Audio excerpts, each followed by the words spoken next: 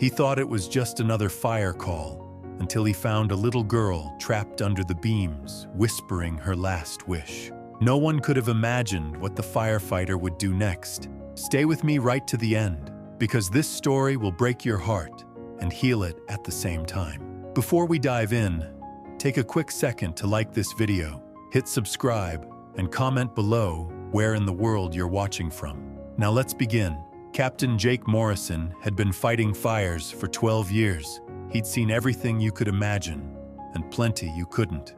Burning buildings, smoke so thick you couldn't see your own hand, people trapped in impossible places. But nothing, absolutely nothing, had prepared him for what he would find on that Tuesday morning in March. Jake was the kind of firefighter other firefighters looked up to.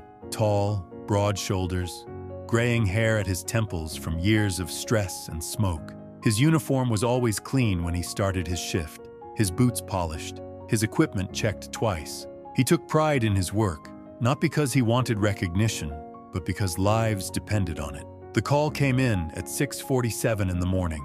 House fire on Maple Street.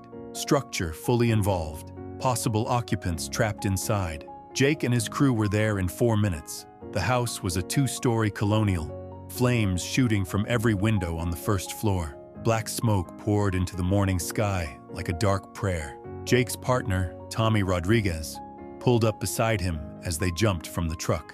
Tommy was younger, eager, still believed he could save everyone. Jake used to be like that. Now he knew better. You save who you can.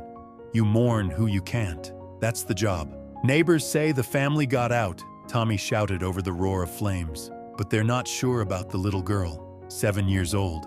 Haven't seen her. Jake's stomach tightened. Kids were different. Adults made choices that got them into trouble. Kids were just unlucky. He grabbed his axe and headed for the side entrance. The front was completely blocked by flames. The heat hit him like a wall even before he got inside. His mask fogged up immediately. The smoke was so thick he couldn't see past his outstretched arm. He moved by feel, checking each room methodically. Kitchen, clear. Living room, the ceiling was starting to sag. Dining room, clear but getting dangerous. That's when he heard it. So faint he almost missed it. A voice, small and scared, calling from somewhere upstairs. Jake looked up the staircase. The steps were intact, but flames were licking at the walls on both sides. Going up there was probably suicide, probably. But that voice, that tiny voice, changed everything. He keyed his radio. Morrison here. I've got possible contact upstairs. Going up to check. Negative, Jake. Structure's compromised. We need you out of there now. Jake turned off his radio. The stairs creaked under his weight, but they held. The smoke was worse up here, if that was possible. He crawled on his hands and knees, feeling for doors, calling out. Hello? Can you hear me? I'm a firefighter. I'm here to help. The voice came again, weaker now, from the room at the end of the hall. Jake crawled faster. The door was closed, but not locked. He pushed it open and his heart stopped.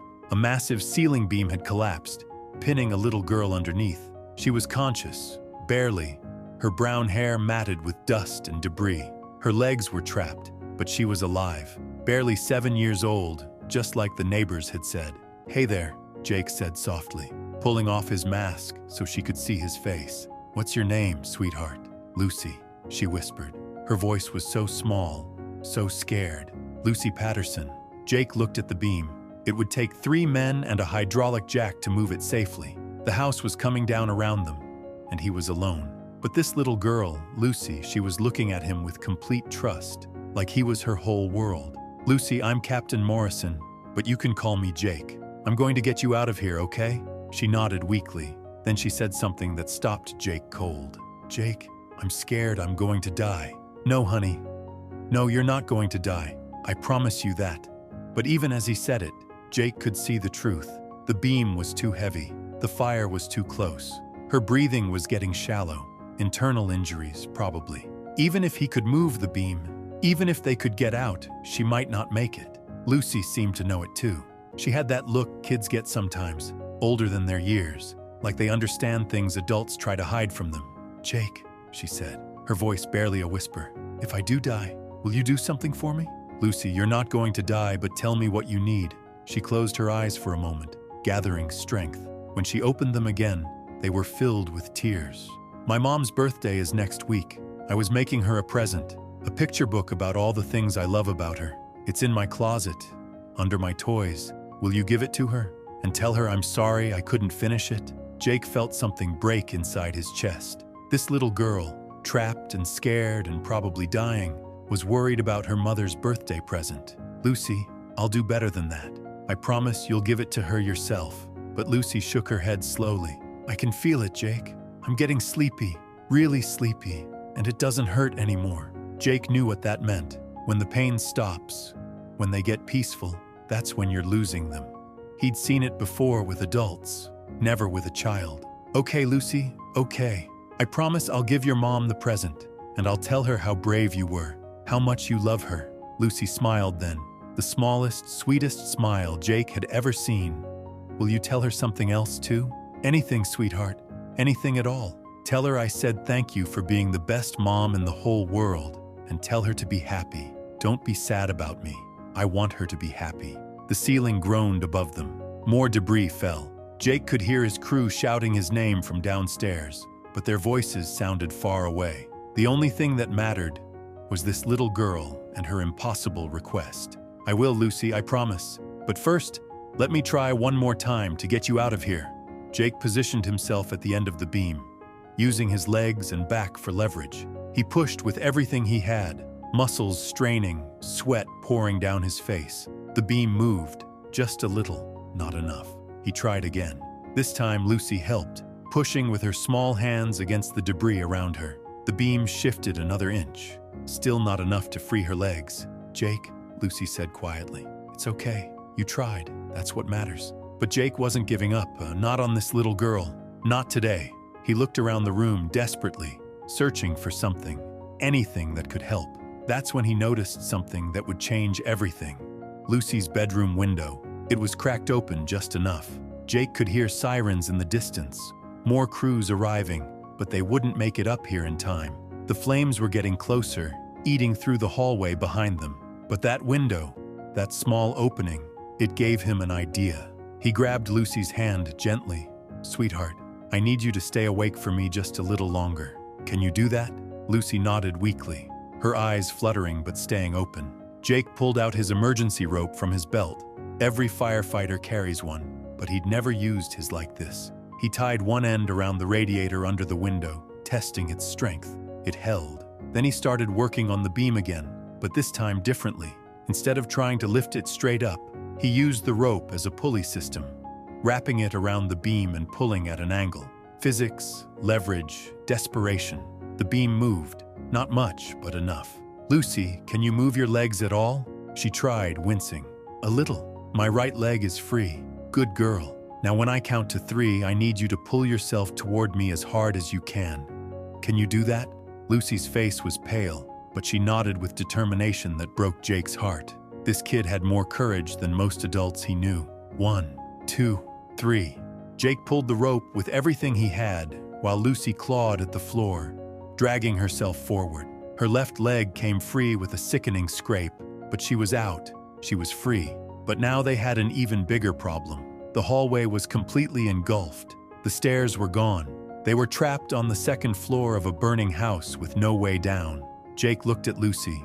She was hurt, probably had a broken leg, definitely had internal injuries, but she was alive and conscious and looking at him like he was Superman.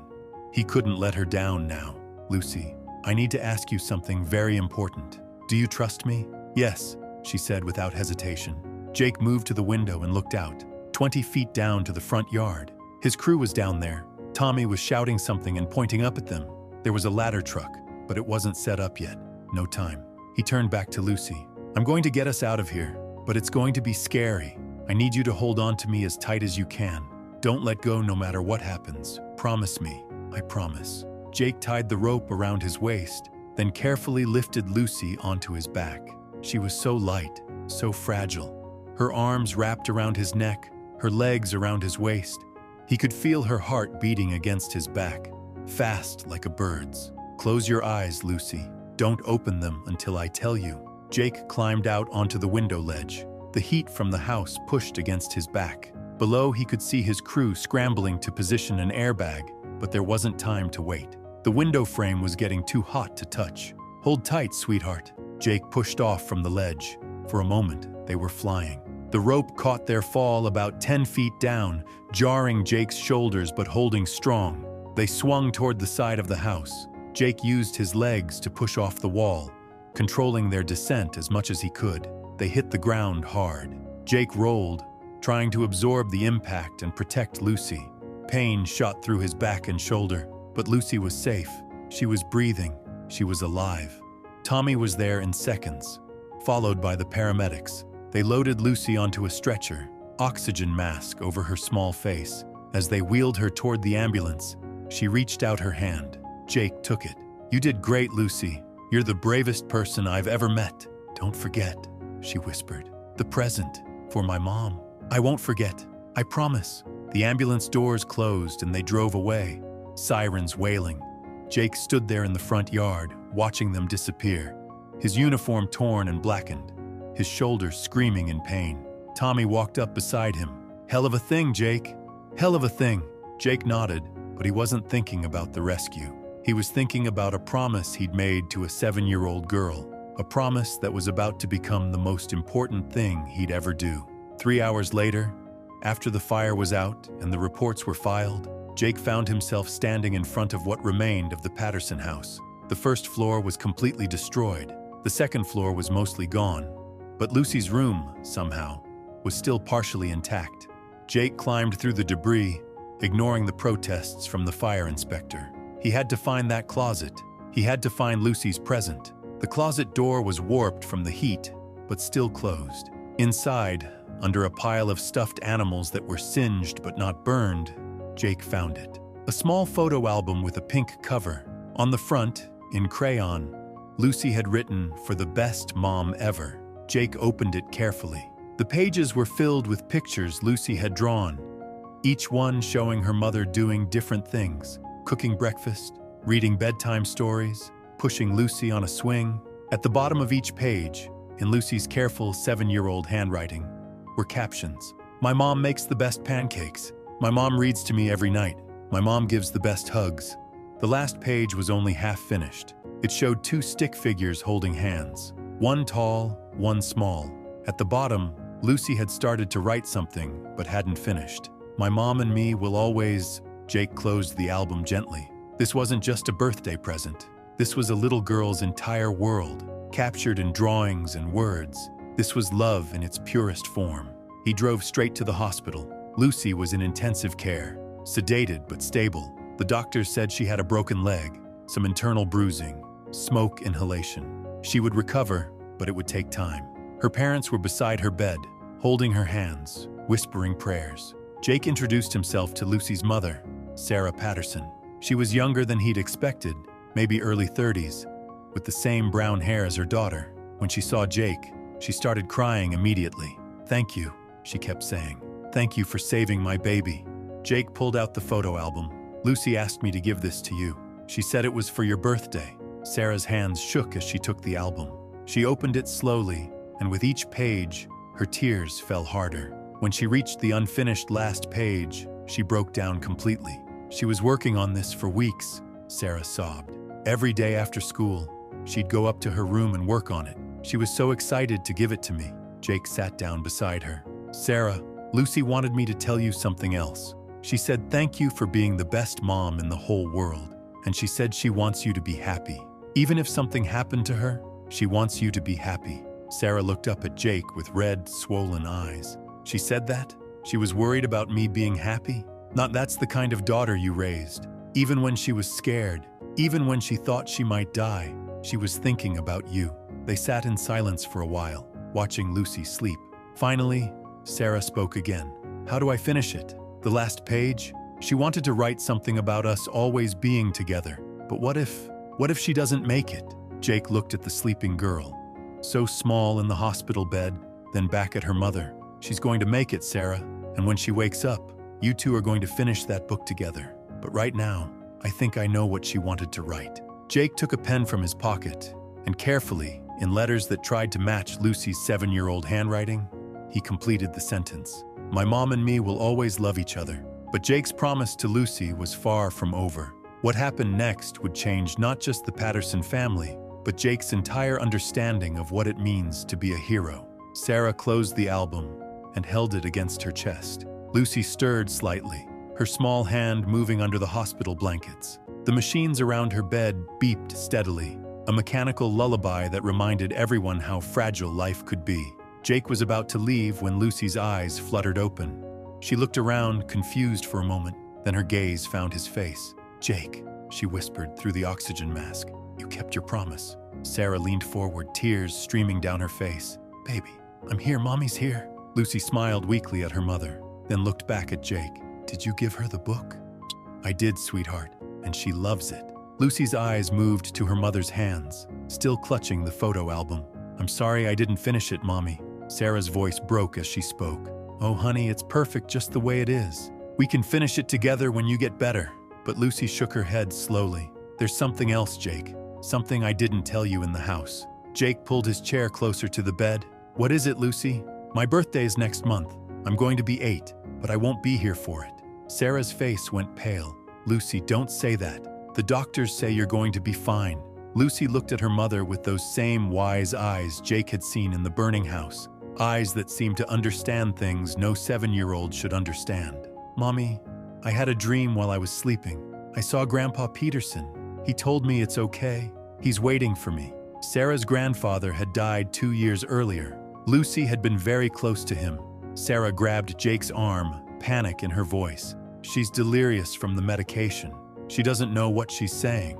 But Jake had seen this before. Sometimes people, especially children, seem to know things that doctors couldn't explain. Sometimes they were right. Lucy continued, her voice getting weaker. "Jake, I have one more wish, my last wish. Tell me, Lucy, whatever it is. I want to have my birthday party, here in the hospital, with all my friends from school. And I want you to be there too. Will you come to my party?" Jake's throat tightened. "Of course I'll come, Lucy. I wouldn't miss it. And Jake, after my party, will you take care of my mommy? She's going to be very sad. She'll need someone to remind her to be happy." Sarah broke down completely. "Lucy, please don't talk like this. You're going to get better. We're going to go home and you're going to finish 3rd grade and we're going to have so many more birthdays together." Lucy reached out and touched her mother's face with her small hand. "I love you, Mommy, more than all the stars in the sky. Don't forget that." The next morning, Lucy's condition took a turn for the worse. The internal injuries were more severe than the doctors had initially thought. Her tiny body was fighting, but it was a fight she was slowly losing. Jake came to the hospital every day after his shift. Sometimes he would sit with Lucy while Sarah went home to shower and change clothes. Other times he would sit with Sarah while she cried in the hospital cafeteria. "I don't understand," Sarah said one evening, stirring her coffee without drinking it. She was supposed to be okay. They said she was going to be okay. Jake had no answers. He'd seen good people die and bad people live. He'd learned long ago that fairness wasn't part of the equation. But this little girl, this innocent child who worried about her mother's happiness even while dying, it didn't make sense. "She wants to have a birthday party," Jake said finally. "Maybe we should start planning it." Sarah looked up at him. "You think she's right? That she's not going to make it?" Jake chose his words carefully. "I think Lucy knows what she needs. And right now, she needs to believe her 8th birthday is going to be special." They spent the next week planning the most elaborate hospital birthday party anyone had ever seen. Sarah contacted Lucy's teacher, who organized the entire 3rd grade class to make cards and decorations. The hospital staff donated their time and resources. Local businesses, when they heard about Lucy's story, sent gifts and supplies. Jake found himself in the middle of it all, helping coordinate deliveries, hanging streamers in Lucy's hospital room, making sure every detail was perfect. He'd never planned a birthday party before, but for Lucy, he was determined to make it magical. The party was scheduled for Saturday afternoon. Friday night, Jake sat beside Lucy's bed during the late shift. She was weaker now, sleeping most of the time. But when she was awake, she was still the same brave little girl he'd pulled from that burning house. "Jake," she whispered, "tomorrow's my party." "That's right, sweetheart. Everything's ready. All your friends are coming. Your mom made you a special cake." Lucy smiled. "Chocolate? Chocolate with pink frosting. Just like you wanted. Will you sing happy birthday to me? I'll sing as loud as I can. Lucy was quiet for a moment. Then she said something that made Jake's heart stop. After my party, I'm going to see Grandpa Peterson, but I'm scared to leave Mommy alone. She doesn't have anyone else. Jake leaned closer. Lucy, your mom is stronger than you think, and she won't be alone. I promise you that. But what if she forgets to be happy? What if she's sad forever? Jake thought about his own life. 12 years of fighting fires, saving people, losing people. He'd never married, never had children. He'd told himself it was because the job was too dangerous, too demanding. But the truth was simpler and more painful. He'd been afraid of caring too much, afraid of losing someone he loved. Looking at this little girl, dying at 7 years old but worried about her mother's happiness, Jake realized something. Love wasn't about protecting yourself from loss. Love was about caring so much that you'd risk everything, even your own heart. Lucy, he said softly, I'll make you another promise. I'll take care of your mom. Not just for a little while, but for as long as she needs me. I'll make sure she remembers how to be happy. Lucy's eyes filled with tears, but she was smiling. You promise? I promise. Saturday afternoon arrived with unusual warmth for early April. Lucy's hospital room was transformed into a wonderland of balloons, streamers, and handmade decorations. 23 third graders crowded around her bed, chattering excitedly, showing her the cards they'd made. Lucy was having one of her better days. The doctors had adjusted her medication to help with the pain, and she was more alert than she'd been all week. She wore a special birthday crown that her teacher had made, and her face lit up with joy as each friend gave her a hug and a gift. Jake stood in the corner, watching it all unfold. He'd seen a lot of difficult things in his career, but nothing had prepared him for the bittersweet beauty of watching a dying child celebrate her birthday with pure happiness. When it came time to sing happy birthday, the entire room joined in. Nurses, doctors, parents, children, all singing for Lucy. Jake's voice was louder than all the rest, just like he'd promised. Lucy closed her eyes and made a wish before blowing out the 8 candles on her chocolate cake. When she opened them again, she looked directly at Jake and nodded slightly. He understood. She'd wished for her mother's happiness. After the party, when all the guests had gone home and Lucy was sleeping peacefully, Jake sat with Sarah in the quiet room. The decorations were still up, creating shadows on the walls in the dim light. Thank you, Sarah said, for everything, for saving her, for keeping your promises, for making today perfect. Jake watched Lucy sleep, so peaceful despite everything. Sarah, I need to tell you something. Lucy asked me to take care of you after she's gone. Sarah's eyes filled with tears. Jake, you don't have to do that. You've already done so much. I want to. Lucy taught me something these past few weeks. She taught me that love isn't something you save for later. It's something you give right now, while you still can. That night, Lucy took a turn for the worse. Her breathing became labored, and the machines around her bed started beeping more urgently. Sarah called Jake at 3 in the morning. He arrived at the hospital still in his pajamas, his hair uncombed, his heart racing. Lucy was unconscious, surrounded by medical equipment, but she was still fighting. Sarah held one of her daughter's hands while Jake held the other. They sat like that for hours, talking to Lucy, telling her stories, reminding her how much she was loved. As the sun came up on Sunday morning, Lucy's eyes opened one last time. She looked at her mother, then at Jake. I love you both, she whispered. Don't be sad. Remember to be happy. And then, as peacefully as falling asleep, Lucy Patterson closed her eyes and was gone.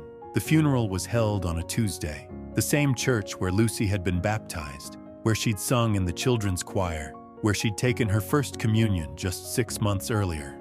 The pews were packed with firefighters, teachers, classmates, neighbors, and strangers who had heard her story. Jake gave the eulogy. He'd never spoken at a funeral before, but he knew exactly what to say. Lucy Patterson lived 7 years and 28 days, but in that short time, she taught all of us what it means to be truly brave. She taught us that even when we're scared, even when we're facing the impossible, we can still think of others. We can still love with our whole hearts. We can still choose hope over fear. He looked out at the congregation, his eyes finding Sarah in the front row. Lucy's last wish wasn't for herself. It was for her mother to be happy. She wanted all of us to remember that love doesn't end when someone dies. It continues in the way we treat each other, in the kindness we show, in the promises we keep. After the service, as people filed out into the afternoon sunlight, Jake approached Sarah. She was standing by Lucy's grave, holding the photo album Lucy had made for her birthday. "I finished it," she said, showing Jake the last page. Below his handwriting, she had added one more line in her own careful script, "And we will always be together in our hearts." Jake put his arm around Sarah's shoulders. "She would love that. Jake, about what you promised Lucy, about taking care of me, I don't want you to feel obligated. You've already done more than anyone could ask." Jake turned to face her. "Sarah, I didn't make that promise just for Lucy. I made it for me too. These past few weeks, getting to know you and Lucy, it's changed something in me. I don't want to go back to the way things were before." Sarah looked up at him, hope flickering in her eyes for the first time since Lucy died. "What are you saying?" "I'm saying that Lucy was right about a lot of things. She was right that love is worth the risk. She was right that we should choose happiness over sadness. And she was right that some promises are meant to last forever." 6 months later, Jake moved into a small house just 3 blocks from the fire station. It had 2 bedrooms, a big backyard, and a front porch, where he and Sarah would sit in the evenings, talking about their days, remembering Lucy, planning their future. They were married the following spring, in the same church where they'd said goodbye to Lucy. Sarah carried a small bouquet of pink roses, Lucy's favorite flower. In her other hand, she held the photo album Lucy had made, now kept in a place of honor in their home. Jake never forgot the little girl who changed his life in a burning house. He carried her picture in his wallet, right next to his wedding photo. Sometimes, during particularly difficult calls, he would think about Lucy's courage and find strength he didn't know he had. Years passed. Jake and Sarah had 2 children of their own, a boy and a girl they named Hope. Every year on Lucy's birthday, they would visit her grave and tell her about their family, about how they were keeping their promise to be happy. And sometimes, when Hope was sleeping and the house was quiet, Jake would sit in his daughter's room and remember a 7-year-old girl who taught him that heroes aren't the people who aren't afraid. Heroes are the people who love others more than they fear their own pain. Lucy Patterson had lived for less than 8 years, but her impact would last forever. In Jake's changed heart, in Sarah's healing spirit, in the family they built together, and in every life Jake would go on to save with the courage Lucy had given him. Some wishes, Jake learned, are bigger than the person who makes them. Some wishes change everything,